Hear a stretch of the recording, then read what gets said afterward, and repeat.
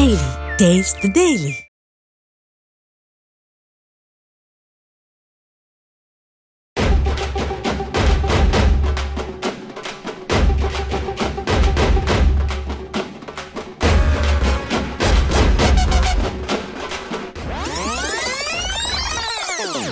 IBC Tamil நேயர்களுக்கு வணக்கம். நம்ம இப்போ எங்கே இருக்குன்னு பார்த்தீங்கன்னா புதுக்கோட்டை மாவட்டம் கிள்ளுக்கோட்டை.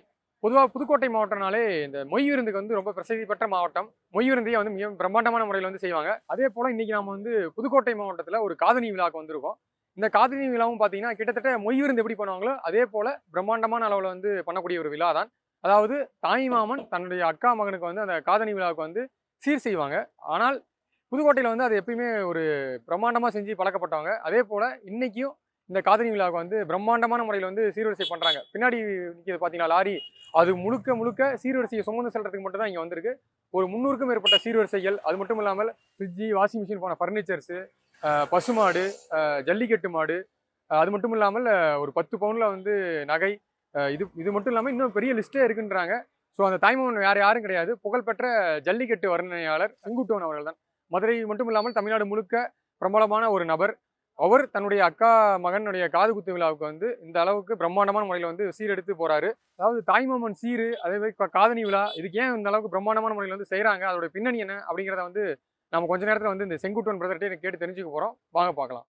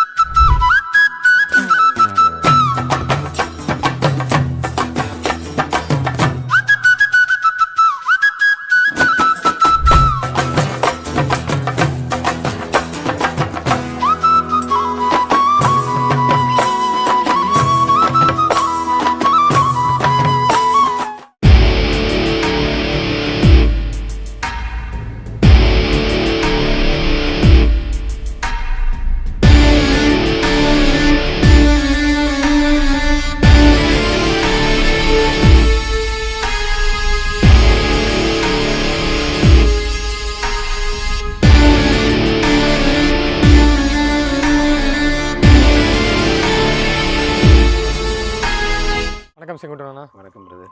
ஒரு நிறைவான காதணி விழா பிரம்மாண்டமாக பண்ணியிருக்கீங்க. அதாவது தாய்மாமன் சீரா வந்து அக்கா பையனுக்கு வந்து முறையாக போய் பண்ணியிருக்கீங்க. ஃபஸ்ட்டு நான் கேட்டுக்கிறேன், எதுக்கு இந்த அளவுக்கு பிரம்மாண்டமாக பண்ணதுக்கு என்ன காரணம்? பெண் பிள்ளைகள் வந்து ஒரு வீட்டோட வரம்னு சொல்லுவோம். எனக்கு 2 பெண் குழந்தைகள் இருக்குது. நான் சின்ன வயசாக இருக்கும்போது எங்கள் அக்காவுக்கு மேரேஜ் ஆனிச்சு. பெருசாக எங்களால் சீர் செய்ய முடியல. ஏன்னா எங்கள் அப்பா வந்து சின்ன வயசில் இறந்து போயிட்டாரு. அம்மா ரொம்ப கஷ்டப்பட்டாங்க. தாய் மாமா பையனை தான் கொடுத்துருக்கோம். இப்போ கஷ்டப்பட்டு அவங்களும் ஒரு ஊராட்சி மன்ற தலைவராக இருக்காங்க. ஊர் நல்லா செய்யாட்டி ஒரு மாதிரியே பேசுவாங்க அப்படின்றது வேறு. இருந்தாலும் நம்மளுடைய அக்காவுக்கு கௌரவத்தை விட்டு கொடுக்கக்கூடாது. பாரம்பரியத்தை விட்டு அந்த பாசத்தோடு செய்கிறது தான். நல்லா செய்யணும் ரொம்ப நாள் ஆசை. கொஞ்சம் அப்படியே 1 வருஷம் 2 வருஷம் அப்படியே போயிட்டே இருந்துச்சு. கடன் வாங்கினாலும் பரவாயில்ல, நல்லபடியாக செய்யணும் அப்படின்றது தான். பிரம்மாண்டமாக பண்ணியிருக்கீங்க. ஃபஸ்ட்டு இந்த லாரியில் இந்த சீர்வரிசையெல்லாம் அந்த ஐடியா யாரோடது? இதில் ரொம்ப லாங்லேருந்து கிட்டத்தட்ட 1 கிலோமீட்டர்லேருந்து சீர்வரிசை எடுக்கணும். வெயில் வேறு பயங்கரமாக போட்டுட்டு இருந்தது.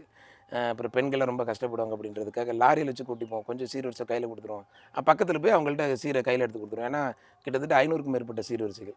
ஸோ அதனால் தூக்கிட்டு போக முடியாது. எல்லாரும் தெரிஞ்சுக்கலாமா சீர்வரிசை என்னெல்லாம்? மாப்பழா, வாழை, மாதுளம்பழம், பழ வகைகள் மட்டும் கிட்டத்தட்ட ஒரு 30 வகையான பழ வகைகள். வாழைப்பழத்துல 4-5 வெரைட்டி. வாழைப்பழத்தில் செவ்வாழை, பூவம்பழம், கற்பூரவள்ளி, எல்லாமே. அப்புறம் பலாப்பழம், ஃப்ரிட்ஜு, வாஷிங் மிஷினு, அப்புறம் எல்இடி டிவி, அப்புறம் பீரோ, இதெல்லாம் வந்து பிரம்மாண்டமாக பண்ணணும்னு ரொம்ப நாள் ஆசை. பைக்கு கூட சேர்த்துருக்கீங்க? பைக், ஆமாம்.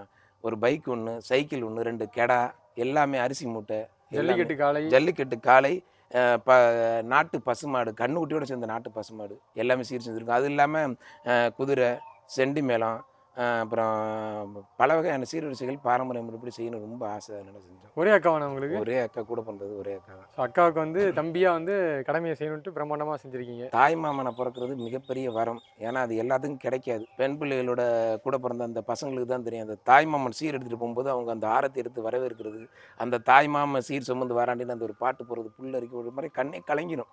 அந்தளவுக்கு அது ஒரு கௌரவம், மரியாதை. அதை தாண்டி அது ஒரு பெருமை. பெண் பிள்ளைகளுக்கு செய்கிறது ஒரு பெருமை. இது வந்து நம்ம வந்து செய்யக்கூடாது. அப்போல்லாம் பார்த்தீங்கன்னா பெண் பிள்ளைகள் சொத்து கிடையாது, சீர்வரிசை செஞ்சு அப்படிலாம் கிடையாது. சொத்துலேயும் பங்கு உண்டு, சீர்வரிசையும் செய்வோம், முடிஞ்ச அளவு செய்வோம், முடியலைனாலும் கடை வாங்கியாச்சும் செய்வோம். ஏன்னா எங்கள் சைடு வந்து அது ஒரு மாதிரியே பேசுவாங்க, என்னடா ஒரு பிள்ளை தலைவராக இருக்குது, அந்த ஊரில் போய் 2 பேர் அண்ணன் தம்பி இருக்காங்க, நீ ஒன்றுமே செய்ய மாட்டேறாங்க அப்படின்னு யாரும் பேசிடக்கூடாது. இது மட்டும் இல்லாமல் எனக்கு 2 பொம்பளை பிள்ளைங்க இருக்குது, என் பையனை இதை பார்த்துக்கணும். நம்ம அப்பாவே ஒரு அக்காவுக்கு இப்படி செஞ்சார், நம்ம 2 தங்கச்சிகளுக்கு நல்லா செய்யணும் அப்படின்றத. இது போல் பல ஆம்பளை பசங்க பொண்ணுங்களுக்கு நல்லா செய்யணும். பெண் பிள்ளைகள் பிறக்கிறது வந்து குறையா நினைக்காம பெருமையாக நினைக்கணும், நம்ம குல தெய்வமாக நினைக்கணும். பெண் பிள்ளைகள் எங்கள் ஏரியாவில் பார்த்தீங்கன்னா ஒரு ஒரு குலதெய்வம் மாதிரி தான் நாங்கள் பெண் பிள்ளைகளை பார்த்துக்குவோம், அக்கறையோட பாசமாக இது மாதிரி தான் பார்த்துக்குவோம். அவங்களுக்கு அதெல்லாம் செய்யும் போது இங்கே பாரு என் தம்பி கெத்தா வந்தான் பாரு, சீர் கொண்டு வந்தான் பாரு. இப்போ எங்கள் அக்கா ஊரில் பேசிக்கோங்க, யார் பைக்கு கொண்டு வந்தா, யாருமே கிடையாது. யார் ஜல்லிக்கட்டு காலை கொண்டு வந்தா, நம்ம ஒரு ஜல்லிக்கட்டு ஃபீல்டு இருக்கனால நான் யோசிச்சேன், ஒரு ஜல்லிக்கட்டு காலையில் வந்து 6 மாதம் முன்னாடி இந்த மாதிரி அட்வான்ஸ் கொடுத்து வச்சுருந்தேன். ஒரு நாட்டின காலையில் நாட்டின பஸ் தான் வளர்க்கணும், ஏட்டுப்பால் குடிக்கணும். அப்போ நம்ம ஊரூராக மைக்கில் பேசிட்டு நம்ம ஜெர்சி சீமை மாடை கொண்டு போகக்கூடாது, அதோட கன்றுடன் கூடிய ஒரு பஸ்ஸு. இது மாதிரி எனக்கு ரொம்ப நாள் ஆசை சார். நல்லா இது வந்து நீங்கள் சொன்னீங்கல்ல, என்னுடைய சக்திக்கு மீறி தான் நான் வந்து இது வந்து அக்காவுக்கு வந்து சீர் செய்யணும்னு சொல்லிட்டு காத்திருந்து செஞ்சுருக்கேன்னு சொல்கிறீங்களா? இது எதுக்காக? நான் ஒரு சுய கௌரவத்துக்காகவா இல்லை ஒரு மரியாதைக்காகவா, எதுக்காக இது? சுய கௌரவம் மரியாதை தாண்டி ஒரு பாசம் சார். அது வந்து அந்த தாய் மாமனாக இருக்கவங்களுக்கு தான் அது தெரியும். அந்த பக்கத்தில் அந்த சீர் ஒரு கெத்து, ஒரு பாசம், கௌரவன்றது ஒரு 25%. அதை தாண்டி நேற்று வரைக்கும் கூட எங்கள் அண்ணன் 5 பவுன் போடணும், நான் 5 பவுன் போடணும். என்கிட்ட கோல்டே கிடையாது. இருக்கிற பல நகையெல்லாம் அடகு வச்சதெல்லாம் திருப்பி அதை ரெடி பண்ணி நான் ஒரு 5 பவுன் ரெடி பண்ணி எல்லாமே வாங்கியாச்சு, எல்லாமே ரெடி பண்ணியாச்சு. நகை எங்களால் ரெடி பண்ண முடியல, கஷ்டப்படுற குடும்பம் தான், நடுத்தர ஃபேமிலி தான். இருந்தாலும் ஒரு மரியாதை 4 பேர் பார்க்கணும். அந்த சீரை வந்து நம்ம 4 பேர் பார்த்து ஊருக்குள்ளே பேசணும். காலைல டீக்கில் பார்த்து இங்கே ராப் சகாரம் வந்தாங்க, சீர் எப்படி செஞ்சாங்க பேர் அப்படின்னு பேசணும். அது ஒரு கௌரவம், அது ஒரு இது சார், நான் சொல்ல முடியும். அவ்வளோ ஒரு இல்லை, கண்டிப்பாக அது நீங்கள் பார்க்க முடிஞ்சுது. ஏன்னா பிரம்மாண்டமாக அந்த ஊரே வந்து திரண்டு நின்று யாரா இப்படி சீர் கொண்டு வராங்கன்னு சொல்லிட்டு அந்த சாலையில் போகிறவங்களாம் பார்த்துட்டு தான் போனாங்க. இப்போ என்னென்னா நம்ம ஊரில் இன்னொரு இது இருக்குது, அக்காவுக்கு வந்து ரொம்ப நம்ம ஹெல்ப் பண்ணிகிட்டே இருந்து வச்சோங்களேன். நம்ம வீட்டில் இருக்க மனைவி, அப்போ நம்ம வீட்டில் இருக்கவங்கலாம் வந்து என்ன நீ உனக்கு ஒன்று குடும்பம் வந்துருச்சு, நீ இப்போ போய் இவ்வளோ செலவு பண்ணிட்டுருக்குன்னு சொல்லிட்டு ஒரு பேச்சு என்ன சொல்கிறது நம்மகிட்டே வந்து பேசுவாங்க. உங்கள் மனைவி எந்த அளவுக்கு இதில் சப்போர்ட்டாக இருந்து? நாச்சியார் கோவில் குத்துவிளக்கு, ஒரு குத்துவிளக்கு 2 ஜோடி வாங்கினா 50,000. தமிழ்நாட்டிலே ஃபேமஸ் வந்து நாச்சியார் கோவில் குத்துவிளக்கு. நம்ம நரேந்திர மோடி வரும்போது கூட நாச்சியார் கோவில் குத்துவிளக்கு வந்து கிஃப்டாக கொடுத்தாங்க, கருப்பு கவுனி அரிசி கொடுத்தாங்க. அந்தளவுக்கு ஃபேமஸ் ஆனது. 2 குத்துவிளக்கு வாங்கினா 50,000 வருது. அந்த குத்துவிளக்கு மட்டும் வாங்காதீங்க, வெள்ளி குத்துவிளக்கும் வாங்குங்க, வெள்ளி குங்கும சிமிழ் வாங்குங்க, வெள்ளி டம்ளர் வாங்குங்க, வெள்ளி பொருட்களில் ஒரு 5 வகை நம்ம வாங்குவோம், அதுவும் வாங்கி போன்னு சொல்லி ஊக்கப்படுத்தினே என்னோட மனைவி தான். ஏன்னா என்னை பற்றி என்னோட மனைவிக்கு தெரியும், என்னோட மனைவியும் கெத்தாக இருக்கணும், நம்ம போனோன்னா சபை நிறைக்கணும், அப்படி தான் நினைப்பாங்க. எல்லாருமே ஹெல்ப் பண்ணாங்க, எங்கள் அண்ணனாக இருக்கட்டும், என்னோட அம்மாவாக இருக்கட்டும், எல்லாருமே ஹெல்ப் பண்ணாங்க. என்னோட மனைவி ரொம்ப சப்போர்ட். அவங்க தான் சொன்னாங்க ஒன்று பார்த்து கிட்டத்தட்ட இது ஒரு 30-35 நாளாக அதுக்கு எஃபர்ட் கொடுத்து ஒரு நாள் ஒரு கடைக்கு போவோம். இங்கே விளக்கு நல்லா இருக்கா, ஒரு கடையில் விளக்கு வாங்குவோம், ஒரு கடையில் பைக்கு, ஒரு கடையில் ஒரு கடையில் ஒன்று அலைஞ்சு வாங்கி பார்த்து செஞ்சு அதை கொண்டு ஒரு சபையில் வைக்கும்போது ஒரு நிறைவு கிடைக்குது. பைக் வாங்கி வைக்கல, எங்கள் அக்கா வீட்டுக்கு இருக்குது. அப்பப்போ சொல்லுவார், சும்மா பேச்சுக்கோ விளையாட்டுக்கு சொல்லுவார், உங்கள் வீட்டில் நான் ஒரு பைக் கூட வாங்கி வைக்கலன்னு. இப்போ நம்ம அக்கா பையனுக்காச்சும் ஒரு பைக் வாங்கிப்போம். எப்படி இருந்தாலும் அக்கா பையன் ஓட்ட போகிறதில்ல, அவர் தான் ஓட்டுவார். ரொம்ப நாள் ஆசை சார், அவர் ஓட்டாட்டியும் பரவாயில்ல, அவர் பைக்கு ஓட்டிக்கிட்டோம். எங்கள் அக்கா பசங்க வந்து சைக்கிள் ஓட்டிக்கிட்டு 2 சைக்கிள் வாங்கி வச்சோம். ஒரு கடை வாங்கியிருந்தார் எங்கள் அண்ணன், நான் ஒரு கடை எப்படி 2 கடை வாங்கி வச்சிடும் அப்படின்னு சொல்லி வாங்கி வச்சோம். இருக்க சீர் வந்து கொஞ்சம் அதிகமாக தான் ஆனிச்சு. நல்லா செய்யணும், நம்மளை மாதிரி 4 பேர் செய்யணும். என்னை பார்த்து என்ன செய்வாங்க, இவனே இப்படி செஞ்சுட்டேன், சாதாரண குடும்பத்தை சேர்ந்த செங்குட்டுவனே இப்படி செஞ்சுட்டேன், நம்ம இதோட செய்யணும்னு நினைக்கணும். இது மாதிரி செய்யணும்னு நினச்சாவே போதும் சார், நினச்சாவே நம்ம நல்லா இருப்போம் சார். கண்டிப்பாக. இப்போ நீங்கள் வந்து அக்காவுக்கு வந்து இந்த அளவுக்கு பிரம்மாண்டமாக சீர் செஞ்சுருக்கீங்களே, பதிலுக்கு இப்போ அவங்க சைடு விருந்து ஒன்று போட்டாங்க, அதுவும் இன்னைக்கு பிரம்மாண்டமாக தான் இருந்துச்சு. பிரம்மாண்டமாக இருந்துச்சு. இது இல்லாமல் மாமங்களுக்கு நாங்கள் கொண்டு போன கிடாயை ஒரு நாளைக்கு வெட்டி ஆக்கி மாமங்களுக்கு தனிப்பட்ட முறையில் விருந்து போடுவாங்க, கவனிப்பாங்க. அதெல்லாம் சும்மா சொல்லப்படுவாங்க, போனாவே விருந்து உபசரிப்புகள் நல்லாவே இருக்கும். அந்த ஒரு பாசமாக இருந்ததுனால நம்ம செய்கிறோம். இல்லை அக்கா வந்து அப்படி இப்படி பாசமாக இல்லை, நம்மளோட உடன்பாடாக இல்லை அப்படின்னா அந்த அக்கா பிள்ளைங்களும் ரொம்ப பாசமாக இருக்கும். என்னுடைய அக்கா பொண்ணாக இருக்கட்டும், என்னுடைய அக்கா பையனாக இருக்கட்டும், இவங்களாம் ரொம்ப பாசமாக இருப்பாங்க, மரியாதை இருப்பாங்க. நான் போடுற ட்ரெஸ்ஸை காலைல கோட்டு மாட்டேன்னா சாயந்தரம் கழட்ட கூடனா கழட்ட மாட்டேன், நான் போடுற சென்னை தான் போட்டுக்குவேன். நான் சொல்கிறத கேட்பாங்க.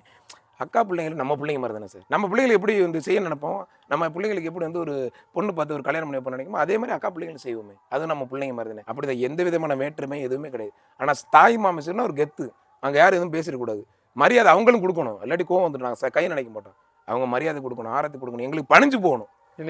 யானை மூலியமாவே மாலை போட்டு வரவேற்றாங்களே, அதையும் தாண்டி நாங்கள் இன்னும் மரியாதை கெத்த இருப்போம். நாங்கள் வர்றோம் இல்லை, எங்களுக்கு இன்னும் கெத்தா இருக்கணும். அதனாலதான் அளவுக்கு பிரமாண்டமா செய்யும்போது அவங்களுக்கு தெரியும், இவங்க வந்து இதோட இன்னும் கூட எதிர்பார்ப்பாங்க.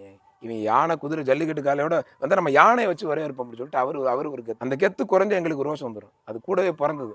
தாய்மாமுக்குன்னா ஒரு கெத்து இருக்கு. நாங்கள் வர்ற வரைக்கும் இங்கே யாரும் சாப்பிடக்கூடாது, நாங்கள் காது குதிரை வரைக்கும் யாரும் வரக்கூடாது.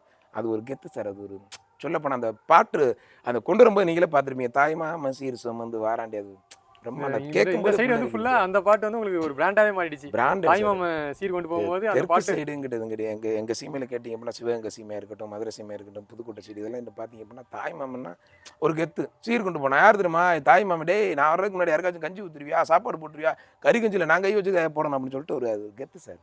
அது ஒரு மரியாதை. அது கூட பிறந்த ஒரு ஒரு பொம்பளை பிள்ளைங்களோட பிறந்த ஒரு பசங்களுக்கு தான் அது தெரியும்.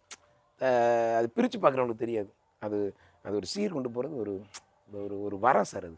இந்த விழா ஏற்பாடு எத்தனை நாள்ல நீங்க பிளான் பண்ணீங்க? ஏன்னா வந்து எல்லாமே வந்து ஒவ்வொன்றா நீங்க பார்த்து பார்த்து வாங்கணும். அது இல்லாம இங்க கரெக்டா இன்னைக்கு நாள்ல இதெல்லாம் கரெக்டா நடக்குதான்னு செக் பண்ணணும். எப்படி நான் மேனேஜ் தூங்கி பண்ணீங்க? 3 4 நாள் ஆச்சு. என்னோட மனைவி கூட சொல்லுவாங்க, ரொம்ப ப்ரெஷர் ஆகிறீங்க, ரொம்ப கோவப்படுறீங்க, சபையில் கோவப்படான்னு சொன்னேன்னா நான் காலையில் ஒரு 11 மணி வரைக்குமே மாஸ்க் போட்டிருந்தேன். அதுக்கப்புறம் அந்த மாஸ்க்கு கழட்டினது மூஞ்சி பத்து கூட இது பண்ணிடக்கூடாது அப்படின்னு சொல்லிட்டு கோபம் அதிகமாகும். நம்ம அக்கா வீட்டுக்குள்ளே சீர் கொண்டு போகிறோன்னா அவங்க யாரும் நமக்கு ஒரு மரியாதை கொடுக்கலன்னா அது ஒரு கோபம் வரும். அது தாய்மாமனை பிறப்புக்கே உண்டான ஒரு இது. அது மாதிரி வந்துருக்கூடாது. ஒரு நாள் கடைக்கு போவோம், ஒரு பொருளை பார்ப்போம், எல்லாத்தையும் கொண்டாந்து ஒரு இடத்துல சேர்த்து அங்கேருந்து இது பண்ணிட்டு எங்கள் வீட்டில் எங்கள் அண்ணனே அம்மாலாம் அவங்க வண்டி எடுத்து கூட்டி வந்தாங்க. நாங்கள் இங்கேருந்து சீரை ஒரு 5 6 வண்டி எடுத்து அதெல்லாம் கொண்டு ஒரு இடத்துல வச்சு அங்கேருந்து சீரை எடுத்துகிட்டு போய் அது ரொம்ப நாள் மெனக்கட்டேன் சார். ஏன்னா கூட பிறந்த பிறப்புன்றதுனால மற்றவங்களாம் டக்கு பக்குன்னு வாங்கி ஒரு ஆளை பிடிச்சி அந்த பேக்கிங்கில் நான் என்னுடைய மனைவி என்னோட ஒய்ஃபோட அம்மா எல்லாம் சேர்ந்து ஒரு இடத்துல நான் பண்ணேன் சார். அந்த லாரியில் அடிக்கடி அந்த பழத்தெல்லாம் கவர் பண்ணியிருந்தீங்க. ஆமாம், கவர் பண்ணது எல்லாமே எங்கள் ஃபேமிலி பண்ணதான். எங்கள் அண்ணங்க, எங்கள் அண்ணனோட ஒய்ஃபு, எங்கள் ஒய்ஃபோட அம்மா இவங்கெல்லாம் எல்லாம் கூட இருந்து எல்லாமே இப்போ ஒரு ஃபேமிலி, எங்கள் ஃபேமிலி பண்ணதான். அது ஆள் வச்செல்லாம் பண்ணல, ஒன்று நாங்கள் தான் பண்ணோம். ஆள் வச்சு எதுவுமே பண்ணல, எல்லாமே நாங்களாக தான் பண்ணோம். ஸோ நீங்கள் வந்து ஒரு புகழ்பெற்ற ஜல்லிக்கட்டு வர்ணனையாளர். ஆனால் இன்றைக்கி வந்து மண்டபத்தில் பார்க்க முடிஞ்சது நிறையா பேர். எக்ஸ் மினிஸ்டர் விஜயபாஸ்கர் அவர்கள் வந்தாங்க. அது மட்டும் இல்லாமல் உள்ளூர் மக்கள் எல்லாருமே கூடினாங்க. அக்கா இந்த அளவுக்கு நீங்கள் ஹாப்பி? நீங்கள் ஏன்னா பண்ணதே வந்து அக்காவுக்காகவும் அக்கா மகளுக்காகவும் தான். இன்னும் அக்கா இந்த அளவுக்கு ஹாப்பி நாங்கள் ரொம்ப சந்தோஷமாக இருப்பாங்க. ஒரு ஒரு மனசுக்குள்ளே ஒரு நாங்கள் அந்த அளவுக்கு செய்வோம் அவங்க எதிர்பார்க்கல. ரொம்ப கேவலமாக பேசிடுவோம். அவர் என்னவும் தம்பியெல்லாம் செஞ்சுட்டு போகிறேன் அப்படின்ற மாதிரி பேசினார். அது வந்து பொதுவாக எல்லா வீட்டுக்காரர்களும் மனைவிட்ட சொல்கிறது தான். என்ன அவன் தம்பி பேசுகிறாங்க, அவங்க என்ன நினச்சி இவங்கெல்லாம் என்ன சீர் செய்ய போகிறாங்க, எப்போ நினச்சது இவங்க என்ன நினைக்கிறாங்களோ அதுக்கு ஆப்போசிட்டாக செய்யணும். நேற்று வரைக்கும் பைட்டு இல்லை, பைக்கு கிடையாது. நைட்டு 9:30 மணிக்கு தான் பைக்கு கொண்டாந்து அங்கே பக்கத்தில் மண்டபம் பக்கத்தில் ஒரு வீட்டில் வச்சு நம்ம மாப்பிள்ளை எடுத்துகிட்டு சொல்லி அங்கே சபையில் வச்சோம். இப்போ நீ எப்போ பைக் வாங்கினீங்க? நேற்று 9:30 மணி தான் பைக்கு வந்துச்சு. அந்த மாடல் கிடைக்கவே இல்லை. அந்த மாடலை போய் ஒரு வாட்டி பார்த்துருக்காரு, அதை வாங்கி கொடுக்கணும். சின்ன சின்ன வண்டியெல்லாம் இருக்குது, அதை வாங்கி 9:30 தான் ஒரு வீட்டுக்கே போணுச்சு மாப்பிள்ளை. அவனை பத்திரமா வச்சு அந்த சபைக்கு என்ன இருக்குது, நம்ம என்ன செய்ய போகிறோம்னு யாருக்குமே தெரியாது. என்னோடய குடும்பத்துக்கே தெரியாது. என்னோட குடும்பத்தில் ஒரு 2 மணி நேரத்தை தவிர யாருக்குமே தெரியாது.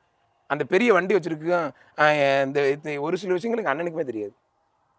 சேர்ந்து என்ன பண்ணுறோம், அவர்கள் எல்லாம் பணம் அந்த சீர்வரிசைகள் நானே அண்ணன் எல்லாம் சேர்ந்து தான் பண்ணுறோம். ஆனால் இதெல்லாமே வந்து நீங்கள் வந்து உங்கள் நார்மல் சக்தியை மீறி தான் அக்காவுக்காக இது ரொம்ப ரொம்ப நார்மல் சக்தி. கிட்டத்தட்ட ஒரு இன்னைக்கு செலவு பார்த்தீங்கன்னா ஒரு 10-15 லட்ச ரூபாய்க்கு மேலே வந்திருக்கு. நகை இல்லாமல் செலவுகள், போக்குவரத்து செலவு, அது இது வெள்ளி விளக்கு இதெல்லாம் வந்து என்னுடைய சக்தியை மீறினது. இதை நான் வந்து அடைக்கணவே நான் 2 வருஷம் கஷ்டப்படணும், கடன் அடைக்கணும். ஆனால் வந்து அக்கா மேலே இருக்க பாசம், அக்கா மகள் மேலே பாசம், ஊர் சபை நிறைக்கணும், ஊர் பார்த்து வாழ்த்தணும். அது ஏன்னா எனக்கு ஒரு டவுட்டு ஃபஸ்ட்டு இருந்து. இப்போ ஒவ்வொரு சைட்லேயும் ஒவ்வொரு மாதிரி இருக்காங்க. இந்த தென் மாவட்டங்களில் மட்டும் இந்த விஷயத்தை வந்து ரொம்ப ஸ்ட்ரிக்டாக ஃபாலோ பண்ணுறாங்களே, அது கௌரவ குறைச்சல் ஆயிரும். ரொம்ப கௌரவ குறைச்சல் சார். நடமாட முடியாது. என்னடா 4 பேர்த்த கூட்டி சீர் வச்சு ஒரு 4 பேர் போவாங்க, 4 பேர் கூட தட்டு தூக்கல அப்படிம்பாங்க. நம்மளுக்கு இன்னும் கொஞ்சம் சீக்கிரம் எடுக்க சொல்லிட்டாங்க சார். ஒரு நியூஸ் பார்த்தேன், நம்ம ஃபங்க்ஷனுக்கு வந்து இதை பார்த்துட்டு இருக்கும்போது ஒரு நியூஸ் பார்த்தேன். ஒரு இடத்துல வந்து இதே மாதிரி அக்கா மகளுக்கு சீர் செய்ய போயிருக்காங்க. அது கரெக்டாக அந்த தட்டெல்லாம் எல்லாருமே எடுத்துகிட்டு கிளம்புங்க ஃபஸ்ட்டு அப்படின்னு சொல்லிட்டு அந்த நியூஸையும் பார்த்தேன். நாம இந்த ஃபங்க்ஷன் இருக்கும்போது நீங்கள் பிரம்மாண்டமாக பண்ணுறாங்க, இந்த மாதிரிலாம் நியூஸ் வந்துட்டுன்னு சொல்லிட்டு வரும் சார். ரொம்ப கேவலப்படுத்துவாங்க, ரொம்ப அசிங்கப்படுத்துவாங்க. அக்கா வந்து ஒரு சில இடத்துலலாம் விரட்டி விடுவாங்க. என்னடி உங்கள் தம்பி சீர் செஞ்சுருக்காங்க, போய் சொத்தை எழுதி வாங்கிட்டோம் அப்படிம்பாங்க. அப்படிலாம் பண்ணோம். நமக்கு அப்படி கிடையாது. பட் இருந்தாலும் இதுக்காக சொத்து கேட்குறாங்க, அது கேட்குறாங்க, பங்கு அதெல்லாம் கிடையாது. நம்ம கடமை, கூட பிறந்த பிறப்பு கடமை செஞ்சு தான் ஆகணும். ஆனால் கெத்தாக செய்யணும், ஊர் சிறக்க செய்யணும். இதான் சார், வேறு எதுவுமே கிடையாது. மனசார செய்யணும். செஞ்சுட்டு சொல்லி காட்டுற பழக்கம் எங்களுக்கு கிடையவே கிடையாது. இங்கிட்டுள்ள பகுதி மக்களுக்கு அது கிடையவே கிடையாது. தாய்மாம சீரனா ஒரு கெத்து. ஒரு ஊரை கூப்பிடணும், மேலதெல்லாம் தார தப்பட்ட முழங்க அவங்க கொண்டு சீரை கொண்டு வைக்கணும். நீங்கள் இதை மட்டும் எதிர்பார்க்கல, நாளைக்கு உங்கள் பையனும் உங்கள் மகளுக்கு வந்து இதே மாதிரி தான் கண்டிப்பாக செய்வேன் சார். என் பையன் இதோட பிரம்மாண்டமாக செய்வேன். நான் பைக் வாங்கி வச்சேன், என் பையன் கார் வாங்கி வைப்பான். என் பையன் என்ன சம்பாரிச்சிருந்தானா, நான் வந்து ஒரு உடல் ஆரோக்கியமாக இருந்தானா என் பையனுக்கு நான் ஹெல்ப் பண்ணி, அவன் கொஞ்சம் சிட்டி ரேஞ்சில் இருந்தானா கூட கிராமத்தை பழக்கெல்லாம் உண்டாக்கி இந்த மாதிரி பண்ணணும் தம்பி, இந்த மாதிரி அதுக்கு தான் அவனை கூட்டி போகிறது. இப்படி பண்ணணும் பார்ப்பான். ஆனால் ரொம்ப பேச மாட்டேன், இருந்தாலும் பார்ப்பான். அப்படிலாம் செஞ்சுருக்காங்களே, கண்டிப்பாக பார்ப்பான். அவன் இதோட பிரம்மாண்டமாக செய்வேன் என் பிள்ளைங்களுக்கு. என் பையன் இதை மீறி நீங்கள் வந்து மண்டபத்தில் பார்க்கும்போது இந்த மொய் கவுண்டர் அது ஒரு பிரம்மாண்டமாக வச்சு இங்கே வந்து பொதுவாக வந்து புதுக்கோட்டைனா இந்த மாதிரியான மாவட்டங்களை வந்து மொய் விருந்து நாங்கள் கேள்விப்பட்டிருக்கோம்.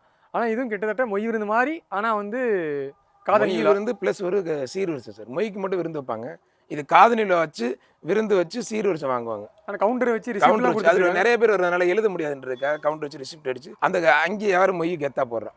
ஒரு சில பேர் 5000, 10,000, 50,000, 1,00,000. நீ சபையில் பார்த்தீங்கன்னா ஒருத்தவங்க 1,00,000 கொடுத்தாங்க, ஒருத்தன் 50,000 கொடுத்தாங்க. மொய் போடுறது ஒரு கௌரவம் பார்க்குறாங்க. ஆனால் அது நிறைய பேர் நிறைய விரும்ப மாட்டாங்க. கம்மியாக இப்போ எனக்கெல்லாம் மொய் செய்ய வந்து 5000, 2000 மேலே செய்யாதீங்கன்றுவேன். ஏன்னா நம்ம போய் திருப்பி செய்கிறது ரொம்ப கஷ்டம் சார். கண்டிப்பா அதோட அதிகமா நான் செய்யணும். நகையை அதிகமாக யாருக்கும் செய்ய மாட்டேன். என்னுடைய சொந்தக்காரங்க மட்டும் செய்யும், ஒரு 4, 5 பேருக்கு மட்டும் செய்யும். எல்லாத்தையும் செஞ்சேன்னா அதே நகையை கொண்டா திரும்ப போடுவாங்க. இல்லாட்டி அவங்க கஷ்டப்படுவாங்க. அவங்களால வாங்கி வைக்க முடியாது. நம்ம செஞ்ச மொய்யை திருப்பி போட முடியாது. திருப்பி போராட்டி கௌரவ குறைச்சல். குறைவா மொய் வச்சா அவங்களும் அதே தொகையை வச்சுட்டு போயிடலாம். 1000 வச்சா 2000, 5000, அதிகபட்சம் 5000க்கு மேலே வச்சா போதும். அவங்க ஒரு நாள் பெரட்டிடுவாங்க. 10,000, 20,000, 50,000, 1,00,000, 20,00,000, 30,00,000 அவங்களால ஒன்றுமே பண்ண முடியாது. அவங்க யார்ட்டாச்சும் கடை வாங்கி குடும்பம் நடுத்தல் நிற்கும். ஸோ அதனால மொய்ன்றது நான்லாம் குறைவாக தான் வாங்குவேன். மொய் எனக்கு மேட்ரு கிடையாது. வர்றவங்க திருப்தியை சாப்பிடணும், பண்ணணும். ஆனால் இருந்தாலும் அவங்க ஒரு கௌரவ குறைச்சல். நம்ம ஒரு பிரியாணி இவ்வளோ சாப்பிட்றோம், இவ்வளோ இடத்துக்கு போயிருக்கோம், நம்ம கெத்தா போய் 2000, 3000, 5000, 10,000, 50,000, 1,00,000 போடணும் அவங்க நினைக்கிறாங்க. யாரும் கேட்டெல்லாம் வாங்குறது கிடையாது. சுய கௌரவத்துக்காக அவங்க போடுறது. தாய்மாமா சீர் செஞ்சதுக்கு அப்புறம் நாங்கள் மொய் வச்சா தான் அவங்க மொய்யே வாங்கணும். நாங்கள் தான் ஃபர்ஸ்ட் மொய். தாய்மாமக்குன்னு ஒரு லிஸ்ட்டை ஒதுக்கியிருப்பாங்க. இப்போ முடிஞ்சவங்க 10,000 செய்வாங்க, 5000 செய்வாங்க, 50,000 செய்வாங்க, 1,00,000 செய்வாங்க. தாய்மாமன் மொய் 50,000, தாய்மாமன் மொய் 1,00,000. இதை செஞ்சதுக்கு அப்புறம் தான் மற்றவங்கள்ட்ட மொய் வாங்குவாங்க. நாங்கள் காது குத்துனதுக்கு அப்புறம் தான் சாப்பாடு போடுவாங்க. எவ்வளோ பேர் வெயிட் பண்ணாலும், பெரிய பெரிய விஐபி, மினிஸ்ட்ரி, எம்எல்ஏ, எம்பி யாராக இருந்தாலும், சாதாரண ஏழை குடிமகன் தாய்மாமன் இருந்தாலும் அவன் ஃபங்க்ஷனுக்கு போனால் அவன் காது குத்துனதுக்கு அப்புறம் தான் அவங்களே கை நடிக்கணும். இல்லாட்டி அது வந்து இது வந்து இந்த எங்கள் ஏரியாவில் உள்ள வழக்கம். அதை யாரும் மாற்ற முடியாது. தாய்மாமன்றது ஒரு வரம், ஒரு பெருமை. பொம்பளை பிள்ளைங்க கூட பிறந்த என்னுடைய சகோதரி, என்னுடைய மூத்த அக்கா, என்னுடைய தங்கச்சியாக இருந்தால் எப்படி செய்யணும், அதை வந்து எங்கள் அக்காவுக்கு செஞ்சுருக்கேன். அப்போ சின்ன வயசு என்னால் ஒன்றுமே செய்ய முடியல. அக்காவோட கல்யாணம் ஆகும்போது உங்களுக்கு சின்ன எனக்கு சின்ன வயசு வயசு பெருசாக எதுவும் செய்ய முடியல. இப்போ நம்ம 4 இடத்துக்கு போகிறோம் சார். அவங்க எப்படி பண்ணுறான்னு பார்ப்போம்ல. இவங்களோட நம்ம கூட ஒரு இடத்துக்கு போகும்போது பார்ப்பேன். இவங்களோட நம்ம கூட செய்யணும். இவங்களோட நம்ம நல்லா செஞ்சு 4 பேர் பார்க்கணும். 4 பேர் பேசணும் சார். நம்மளை 4 பேர் பேசணும். ஒரு ஜல்லிக்கட்டு வர்ணனையாளர்னா ஜல்லிக்கட்டு காலையோடனாச்சும் போகலன்னா வர்ணனையாளருங்கிற வேஸ்ட்டு. ஜல்லிக்கட்டு காலம் மட்டும் கொண்டு போனால் பத்தாதுன்னு சொல்லிட்டு தான் கன்றுன்னு கூடிய நாட்டின பசுமாடையும் கொண்டு போனேன். இது ஒரு வரம் சார். ஆனால் பார்க்குறவங்க நிறைய பேர் கேட்பாங்கல்ல, அதான் அக்கா மேலே பாசமாக இருந்தாலும் உங்களுக்கு குழந்தைங்க இருக்குது, இந்த சக்தியை மாரி இந்த மாதிரிலாம் பண்ணாமா? ஏன்னா நார்மல் ஒரு காமனாக ரொம்ப கொழுப்பு சாப்பாட்டுக்கு வழியிலனாலும் இதுக்கு ஒன்றும் குறைச்சிருக்குது அப்படிலாம் பேசுவாங்க. பேசுகிறவங்க பேசி தான் சார் இருக்கணும். நம்ம மனசார கூட பிறந்த பிறப்புக்கு செஞ்சோம்னா நம்ம நல்லா இருப்போம். கடவுள் மேலே உள்ளவர் நமக்கு நல்லா கொடுப்பாரு சார். அதை நம்பி தான் செய்யுது. நான் 3 பிள்ளைங்க வச்சுருக்கேன். எனக்கே டூ மச்சாக தான் தெரியுது. பட் இருந்தாலும் கூட பிறந்த பிறப்பு என்னுடைய மனைவி, என்னுடைய சொந்த பந்தமாக வெளியில் சொல்ல முடியாது. பட் இருந்தாலும் மனசுக்குள்ளே இருக்கும். கொஞ்சம் அடக்கிவாசின்னு சொல்லலாம். ஆனால் வந்து இது வந்து முடியாது சார். இன்னும் மேற்கொண்டு நான் செய்யணும்னு தான் எனக்கு ஆசை வரும். அதை அடக்கி வசிக்க முடியும். நீங்கள் நடந்த விழா எத்தனை நாளோட திட்டம்ண்ணா இது? எத்தனை நாள் பிளான் பண்ணீங்க இந்த மாதிரிலாம்? ரொம்ப நாள், பல வருஷம் கனவு சார். நீங்கள் நிறைய நாள் ஆசை. என்னால் எதுவுமே பண்ண முடியும். இது இந்த அளவுக்காச்சும் பண்ண முடியும்னு ரொம்ப பெருமையாக இருக்குது. பிரம்மாண்டம்னு சொல்லணும்னா கூட ஓரளவு எனக்கு பெருமையாக இருக்குது சார். சந்தோஷமாக, மகிழ்ச்சியாக இருக்குது சார். அக்கா நீங்கள் வந்து ரொம்ப மாதிரி எமோஷனல் ஆகிட்டாங்கன்னு சொன்னீங்க. அக்கா உங்கள்கிட்ட சொன்னாங்க, நீங்கள் ஷேர் பண்ணாங்களா? இல்லை, நாங்கள் அதிகமாக பேசிக்கவே இல்லை. ஒரு ஃபேஸை பார்த்து, என் ஃபேஸை பார்த்து அது ஒரு மாதிரியா மன வருத்தம் பண்ணிச்சு. நம்ம மன வருத்தம் பண்ணிச்சோம். எதுக்குடா இவ்வளோ அப்படி தம்பி இழுத்து வாடான்னுச்சு. நான் கொஞ்சம் அப்படியே கொஞ்சம் ஒரு மாதிரி இழுத்துட்டு போனேன். பாசன்றது அதுதான் சார் எங்கிட்ட உள்ளவங்களுக்கு என்னென்னா, பாசத்தை ஒன்றா உட்காந்து பேசிக்க மாட்டான், இது பண்ண. ஆனால் பாசம் இருக்கும், மனசுக்குள்ளே இருக்கும். ஒன்றா உட்காந்து பேசிக்கிட்டு அப்படியே அந்த மாதிரிலாம் கிடையாது. ஆனால் பாசம் இருக்கும். நான் என்ன பண்ணுன்றது அதுக்கு தெரியும். அது வந்து ஒரு அங்கேருந்து நடந்து வந்து ஆடத்தை எடுத்தாங்க. அவங்களும் கண் கலக்கிட்டாங்க. எனக்கும் ஒரு மாதிரி கண்கள் எமோஷனல் இருக்குதுன்னு சார். இத்தனை வருஷம் ஒன்றா பேசியிருப்போம், சுற்றிருப்போம். ஆனால் இன்னைக்கு கண்டிப்பாக எமோஷனல் இருக்கும். எங்கள் அப்பா நினச்சி நான் எமோஷனல் நானே. அதுக்கப்புறம் எங்கள் அம்மா கொஞ்சம் கஷ்டப்பட்டாங்க. எமோஷனல் இருக்குதுன்னு செய்யும். எமோஷனல் இல்லாத மனிதனே இல்லை. அது ஒரு இது சார். எமோஷனல் கண்டிப்பாக இருக்கும். இது வந்து இந்த எமோஷனல் வந்து ஒரு ஆனந்த கண்ணீர் சொல்லுவாங்களே, அந்த மாதிரி எனக்கு ரொம்ப சந்தோஷம், மன நிறைவாக இருந்துச்சு. இது வந்து எல்லாரும் கடைப்பிடிக்கணும். கூட பிறந்த சகோதரியை, ஒரு கூட பிறந்த ஒரு உடன்பிறப்பை வேற்றுமையை பார்க்காம நம்மளால் முடிஞ்சதை ஏதோ அவங்க மன நிறைவாக இருக்கிற மாதிரி செய்யணும் எல்லாருமே. நான் ஏன்னா பொதுவாக தென் மாவட்டங்கனாவே ஒரு காலத்தில் வந்து பொம்பளை பிள்ளை பிறந்துருச்சுன்னா கள்ளிப்பால் ஊற்றி கொண்டுருவாங்க. இல்லை வந்து பொம்பளை பிள்ளைங்கன்னா என்ன சொல்கிறது, ஒரு மாதிரி ஐயோ பொம்பளை பிள்ளையா போயிடுச்சேன்னு சொல்லிட்டு மன வருத்தப்படுவாங்க. அதை மாற்றினாங்க, அதை உருவாக்குனாங்க, அந்த கெத்தை உருவாக்குனாங்க. அதுதான் குலசாமியாக வழிபட்டாங்க. நம்ம குலதெய்வமாக பொம்பளை பிள்ளைங்க முன்னாடி வேண்டாம். பொம்பளை பிள்ளைங்க வந்து ஒரு துணூறு கொடுத்து, ஒரு பொட்டை வச்சு, பூ வச்சு எந்திரிச்சு ஒரு இடத்துக்கு போகிற அப்படின்னா பொம்பளை பிள்ளைகிட்ட காசு கொடுத்து வாங்கி வைப்போம். நகையை கொடுத்தா பிள்ளைங்கள்ட்ட, என் பிள்ளைங்கள்ட்ட ஒரு 1 கிராம் நகை வாங்கினா கூட என் பிள்ளைங்கள்ட்ட கொடுத்து வாங்குவேன். ஒரு 100 ரூபா, 1000 ரூபா, 2000 இருந்தால் கூட என் பிள்ளைங்கள்ட்ட கொடுத்து வாங்குவேன். அது பொம்பளை பிள்ளைங்க, அது பாசம் சார். அது பொம்பளை பிள்ளைங்க உங்களுக்கு கூட பிறந்த பிறப்பாக இருக்கட்டும், இல்லை உங்கள் பொண்ணாக இருக்கட்டும், இது மாதிரிலாம் இருந்துச்சுன்னு வச்சுங்களேன். பசங்க நல்லவங்க தான், கெட்டவங்கன்னு சொல்லலை அதுக்காக. ஆனால் இருந்தாலும் பொம்பளை பிள்ளைங்க மேலே நமக்கு ரொம்ப ஒரு பாசம் வரும், ஒரு ஈர்ப்பு வரும். வீட்டுக்கு போய் உட்காந்து என்ன மாதிரி தண்ணி தெவிக்கிற மாதிரி இருக்கணும்னா பொம்பளை பிள்ளைங்க தான் போய் கொண்டு வருது. வயலுக்கு கண்டுக்க மாட்டாங்க. பாசம் இருக்கும், ஆனால் டக்குன்னு போக மாட்டாங்க. இன்றைக்கும் அப்பாக்கள் மீது வந்து பொம்பளை பிள்ளைங்களுக்கு வந்து பாசம் அதிகமாக இருக்கும். என்ன தான் இப்போ எத்தனை பசங்க இருந்தாலும் வீட்டில் ஒரு பொம்பளை பிள்ளை இல்லைன்னா அது வேஸ்ட்டு சார். பெண்கள் இப்போ பொம்பளை பிள்ளைங்க இல்லாத வீடு நிறைவாக இருக்காது சார். 4 பொம்பளை பிள்ளைங்க சேர்ந்தாதான் சார் அது வீடு. அதுதான் சார் ஒரு குடும்பம். சரி, இன்னைக்கு நீங்கள் வந்து நிறைவாக உங்கள் சீர்வரிசையை வந்து தாய்மாமன் முறையில் செஞ்சுட்டீங்க. பதிலுக்கு அவங்க போட்ட விருந்து நீங்கள் சொன்னீங்க எங்களுக்கு எனக்கு விருந்து அந்த அளவுக்கு பிடிக்கல சார் இன்னைக்கு. எனக்கு தனிப்பட்ட முறையில் விருந்து போடுவாங்க. இது 10ஓட 11 தானே. இது வந்து ஊருக்கு போட்டது, ஊருக்கு போட்ட விருந்து இல்லை. ஆமா, ஊருக்கு போட்ட வந்து நான் பாட்டில் ஒன்றா உட்காந்துருப்பேன். ஏன்னா எல்லாத்துக்கும் போகிற சோறை நமக்கும் போடுவாங்க. இந்த இன்டர்வியூ மூலமா அவங்க மச்சானுக்கும் அவங்க அக்கா. ஆமாம், எனக்கு கண்டிப்பாக சோறு போட்டு தானே சார். கறிசோறுன்னு ஒன்று இருக்குல்ல, நீங்கள் தலைவாழையில போட்டு கறிசோறு நல்லா சுட சுட வேக்க வேக்க சாப்பிட்டாங்க சார், நல்லா இருக்கும். நீங்கள் வந்து பிரியாணி சிக்கன் 65 போட்டீங்க, அது வந்து செங்குட்டனுக்கு வந்து பெருசாக சாட்டிஸ்ஃபை ஆகலை. ஸோ தனியாக ஒரு கடை வாங்கி. கண்டிப்பாக சார், கடை அவங்க என்ன சார் வாங்கி நம்ம தான் 2 கொடுத்துருக்கோமே. ஒரு கூட 20 கிலோ 40 கிலோ கடை கொடுத்துருக்கோம். ஒரு கடை உரிச்சா போதும் எங்கள் குடும்பத்துக்கு. நீங்கள் அதை தந்தூரி போடுவீங்களோ ஃப்ரை பண்ணுவீங்களோ என்ன வேணாலும் பண்ணுங்க. ஆனால் பிரிச்சு இலையில் தலைவாழையில விருந்து வச்சிருவாங்க சார். கண்டிப்பாண்ணா.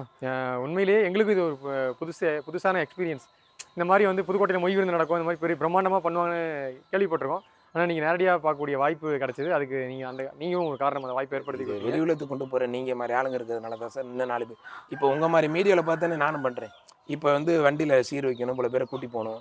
நீங்கள் உங்களை மாதிரி ஒரு மீடியா அந்த ஐபிசி தமிழுக்கு மனமார்ந்த நன்றி செய்ய. ஏன்னா இதை வெளியுலகத்துக்கு எடுத்து போனால் என்னை மாதிரி இன்னும் 10 பேர் செய்வாங்க.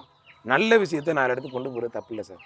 ஐபிசி தமிழுக்கு உண்மையிலே மனமார்ந்த நன்றி. ரொம்ப சந்தோஷமாக இருக்குது சார். கண்டிப்பாண்ணா. நீங்கள் வந்து எங்களுக்கு இந்த வாய்ப்பை கொடுத்தீங்க. அது மட்டும் இல்லாமல் ஒரு பெண் பிள்ளைகள் மீது வந்து, ஏன்னா நீங்கள் வந்து பெண்கள் மீது வந்து நிறையா வன்முறைகள், அது குடும்ப வன்முறையாகட்டும், அதை தாண்டி வெளி இடத்துல வந்து சொசைட்டியில் அவங்க நிறையா ஃபேஸ் பண்ணுறாங்க. அதை தாண்டி பெண்களுக்கு நம்ம எந்த அளவுக்கு ஒரு வேல்யூ பண்ணணும், அவங்களுக்கு எந்த அளவுக்கு நம்ம மரியாதை கொடுக்கணுங்கிறது இந்த நிகழ்ச்சியும் ஒரு எடுத்துக்காட்டு. நேரம் ஒதுக்கி என்கிட்ட நிறைய தகவலை ஷேர் பண்ணிட்டீங்க. உங்கள் நேரத்துக்கு ரொம்ப நன்றிண்ணா. ரொம்ப நன்றி சார்.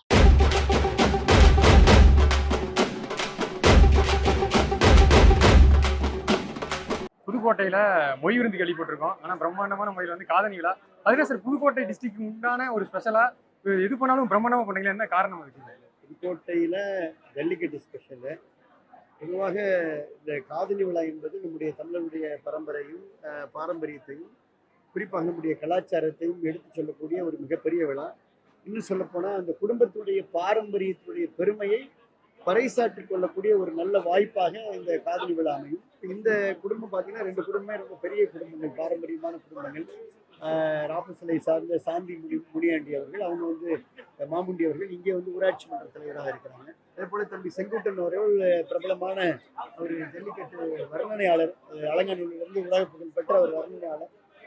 அவர் வந்து இன்றைக்கு தாய்மாமனாக இருக்கக்கூடிய அவர் ஒரு மிகப்பெரிய சீரை எடுத்து வந்தார். தாய்மாமன் சீர் எடுத்து வருவது நம்முடைய கலாச்சாரத்தில் ஒருங்கிணைந்த ஒன்று, நம்முடைய கலாச்சாரத்தில் பின்னி பிணைந்த ஒன்று. அதே போல தாரை தப்பட்டைகள் முழங்க, வான வேடிக்கைகள் முழங்க, சண்டை மேளங்கள் முழங்க. இன்னும் சொல்லப்போனால் அவர் ரொம்ப பிரம்மாண்டமான வித்தியாசமான முறையில் ஜல்லிக்கட்டு காளையோடு அந்த சீரை எடுத்து வந்தார். சீர் எடுத்து வருகின்ற அந்த குடும்பத்தை இன்றைக்கு மாமுண்டி குடும்பம் வந்து யானையை வெற்றி வரவேற்றார்கள். இது வந்து குடும்பத்துடைய பெருமையை, உற்றார் உறவினர் சுற்றத்தை பெருமைப்படுத்துகின்ற இந்த விழா எல்லோருக்கும் ஒரு மகிழ்வான விழா, சிறப்பான விருது. மற்ற மாவட்டங்களை விட நான் தொடர்ச்சியா செய்தியில பார்க்குறேன், புதுக்கோட்டை மாவட்டம் தான் பிரம்மாண்டமா பண்றாங்க. புதுக்கோட்டை மாவட்டத்தில் இருக்கீங்கன்னா கொஞ்சம் நிறைய காசு வச்சிருக்காங்க. இல்லை, நாட் லைக் தட்டுங்க. அதாவது ஒரு சாதாரண அவரவர்கள் சக்திக்கு ஏற்றபடி அந்த நிகழ்வை பெருமைப்படுத்த வேண்டும் என்பதுதான் நோக்கம். இதுல வந்து அவங்க வந்து பொருளாதாரம் என்பது அவங்களுடைய தகுதியை பொறுத்தது. இருந்தாலும் கூட உறவினர்களை கௌரவப்படுத்தணும். இப்போ இருக்காருன்னா அவர் தன்னுடைய உறவை கௌரவப்படுத்துவதற்காக அவர் பெரும் சிரமப்பட்டு இந்த பணியை அவர் செய்வார். அது வந்து தன்னுடைய குடும்ப பாரம்பரியத்தை நிலைநாட்டுவதற்காக, இந்த கௌரவத்தை நிலைநாட்டுவதற்காக கூடிய நல்ல ஒரு சிறப்பான விழா. எல்லாருக்கும் மகிழ்ச்சி தானே. நீங்களும் இந்த ஃபங்க்ஷன்ல கலந்துக்கிட்டு எனக்கு ரொம்ப ரொம்ப டவுன் டு எர்த். உங்க மாவட்டம்னால எல்லா ஃபங்க்ஷனையும் தவறாம கலந்து எப்போதுமே டவுன் டு எர்த். இருந்தாலும் 2 குடும்பமே எனக்கு ரொம்ப உறவு. நான் பிறந்தது, எங்க தந்தை பிறந்தது ராப்பசூர் கிராமம். அதனால சொந்த கிராமம். எல்லா 2 குடும்பமும் எனக்கு ரொம்ப கட்சியிலையும் உறவுலையும் இருக்கு. அதனால நம்முடைய பாரம்பரிய நானும் பங்கேற்றுக்கிறேன். நீங்களும் பங்கேறுங்க, நீங்களும் விருந்து சாப்பிடுங்க.